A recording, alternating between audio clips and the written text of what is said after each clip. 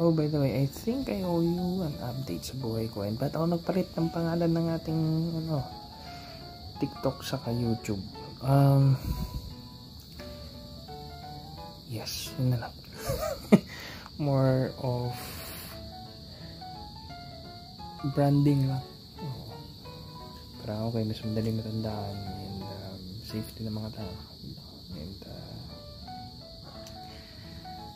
sa akin, thankful kay Lord by grace,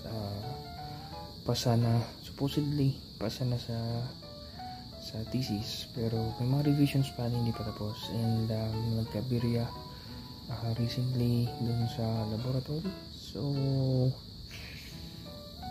ano pa tayo, kaya ayaw ko mag-celebrate maaga. Mga kamag-anakan, mga kaibigan, maaga na silang celebrate kasi nga dami nag-aabang na graduate ako. Pero something na ayaw ko pa mag-celebrate until talagang ang hinihintay na lang ay araw ng marcha. Pero kung habang may kailangan pang gawin at ayusin, praying na maayos. And once done, then okay na, balik trabaho. Stress na naman tayo. Pero ganun talaga. Pero yun, update lang sa life para lang bakit tayo hindi po sa video, bakit ito?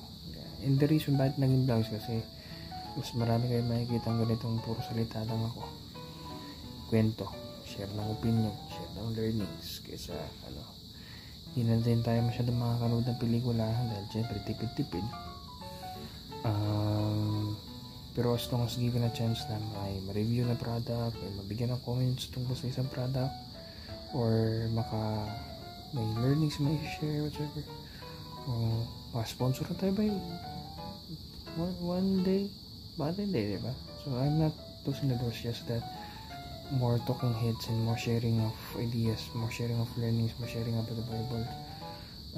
Yun yung magiging focus, kasi yun naman din talaga focus ever since And kasi pag hindi natin nilagyan ng vlog sa dulo, hindi siya magigets na vlog siya, diba? So branding, para lang okay, vlog pala to, kaya okay, yan pala to, Mondi TV, ganun. Pero dami ng TV, kaya natin vlogs, para bago. Pero anyway, yun lang, hook lang natin para mabilis. Take care.